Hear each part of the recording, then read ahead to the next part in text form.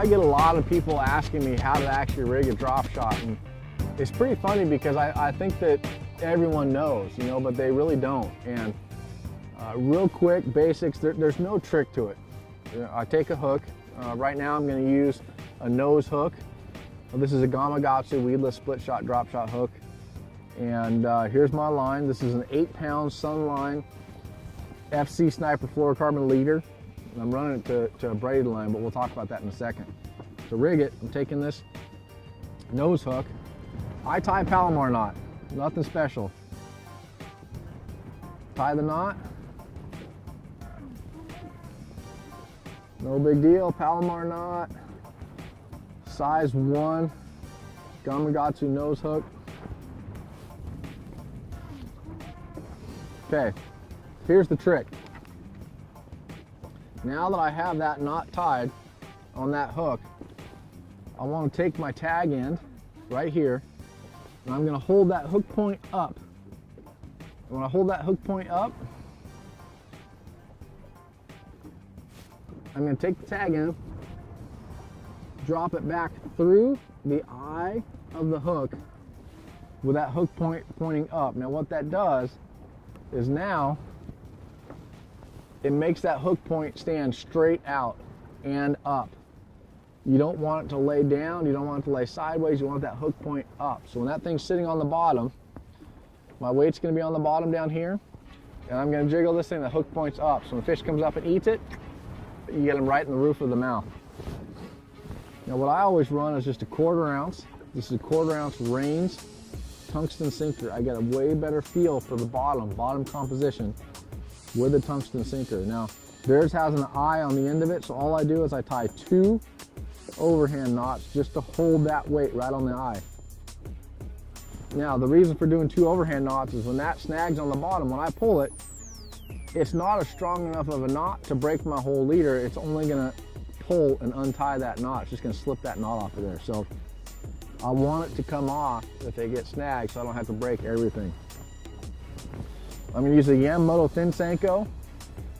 Now here, I like using a wacky rig thin Senko, especially on a target like this where I'm going to throw to a boat that's down there. I'm going to keep it in the strike zone. I want a wacky rig because I can keep it in one place and have that thing, you know, wiggle around down there. So thin Senko, going to hook it pretty much right through the egg sac on that thin Senko. The egg sac is the smooth part. You have the ribs on the front, the ribs on the back. There's that little smooth part in the middle. That's what we call the egg sac. Right there is just a standard drop shot technique with a wacky rig. Now, I'm throwing this on a rod that I designed specifically for finesse fishing. Mainly, it's for a drop shot. That was my original intention for it, but it works for a lot of other finesse applications. But Tatula Elite Signature Series, this is a rod I designed. It's 7 feet, 1 inch long, and it's a medium fast action. All of my rods are a fast action, and I talk about this as you have a soft tip, especially with a drop shot. You want a soft tip for shaking that bait, getting a good feel for the bottom. You're getting a good feel for that bait down there without pulling it away from the fish. You want to keep it in the strike zone. Having that soft tip, I can work that drop shot down there. But I have the backbone, so when the fish bites and I set the hook, I get a good hook penetration in it. So 7-1, medium action, but it's a fast action. One of my favorite reels is a Steez. I use a Steez or an Exist, one of those two. The Surtate is also a very good reel. This happens to be a Steez. I run Sunline. This is a new line they have out it's a real soft, it's called their BX1. It's a real soft line, but I'm using the high vis. I'm just playing around with this, experimenting. So far I really like it. I can see that line, I can see that bow in my line, I can watch the fish strikes, especially when it's windy like this. If it was overcast and windy, I would never see that line out there. You make a cast and the wind really pushes your braided line around. But with this, I'll be able to see where it's at and get a better feel and you know, position my boat and know where that bait and that line is down there. So that's the standard setup. We're gonna, you know, found this boat down here. We're gonna go and try and fish it right now, see if I can catch one off of it. So what happened right there is we're basically hiding right now. We're getting away from the wind. It's so windy out here and we can't really do anything. So we're just idling. I was going to get over here to where it was calm.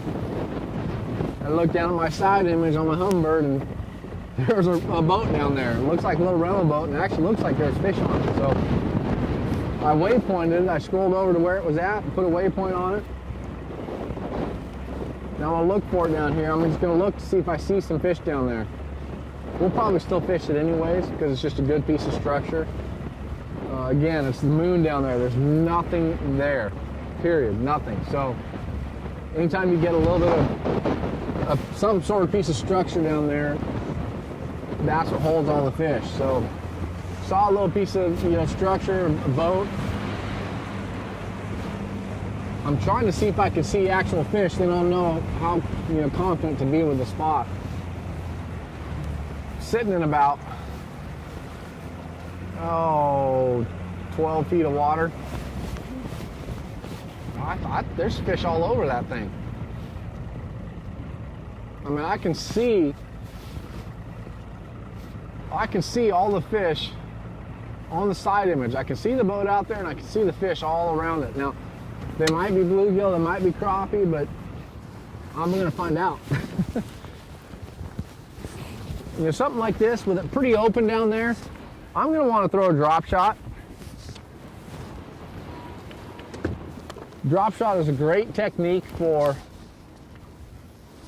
fishing deep, period. They like a drop shot here, but fishing structure, especially as the fish are real lethargic, it's a good way to keep that bait in the strike zone for a long time.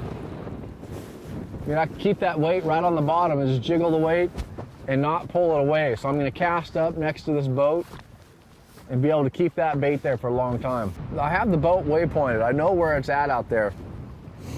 One thing I'm going to do is cast this bait out there. It's a wacky rig.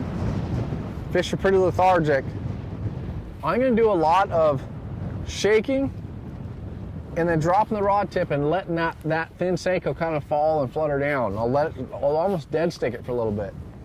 Lift it up, shake it again, but I'm not trying to pull it away from the strike zone. I want to keep it right there. I want that bait to sit in one area for a long time and let those fish find it, come to it. I know there's fish in the area. I want them to come to it. I pull right up to where this boat was at, and I put the trolling motor in spot lock. Now, especially on a day like today where it's really windy, it helps me to be more effective with my cast to where I can stand here 2 feet planted and I'm not letting that wind push me all around. I'm letting the boat do that. I'm letting that trolling motor do that by itself. So I can sit here and I'm looking at my waypoint.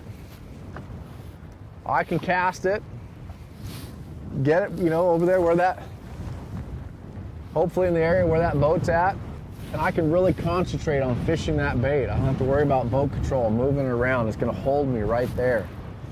Now I can really concentrate on keeping that bait down there and working it right, really shaking it, not pulling away from it.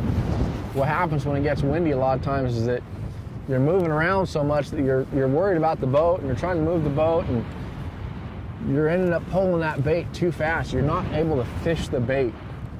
You're more just keeping it wet. If a fish bites it, it's a miracle for how much you're moving around.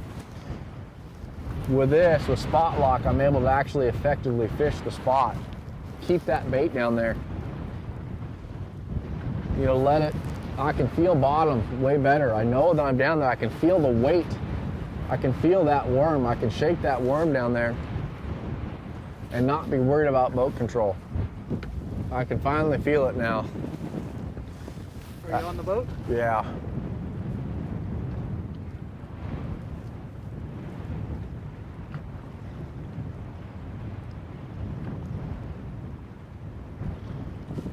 Look, those are all fish right there on the side.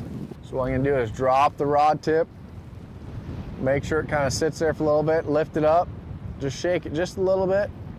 I'm gonna drop it again. So what I'm doing, when I'm lifting it up to shake it, I'm not moving that weight. All I'm doing is lifting that worm up off the bottom, the weight staying right there. That worm is moving. That thin Senko is just barely moving. Drop the rod tip again. And keep doing that. Every once in a while, just barely move that weight along. Let it sit again.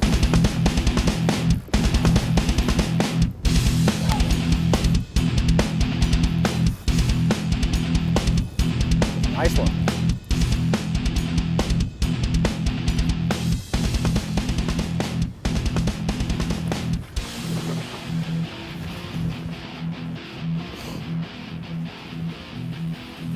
Boy, it's cold, but they're surprisingly still fight pretty hard. Don't do it, don't do it, don't do it. Come here. I don't want to get my hands wet. It's so cold out. Man, that's a nice one right there. That's what a drop shot does. We found some structure down there. Took my brand new Signature Series rod. It's a 7-1, medium action, fast action. I'm able to take that drop shot, keep in the strike zone with that soft tip, shake that thing down there when the fish bites, get a good backbone in them. You know, what a great day for throwing this stuff. But Tattoo Elite Series is my Signature Series, 7-1, medium action, you know, fast taper to it. Catch a nice fish like this. Really a lot of fun. I want to get back down there and catch another one. Boy, this hooked well too. Fin Senko, wacky rig. Got him right in the roof of the mouth. Good solid fish.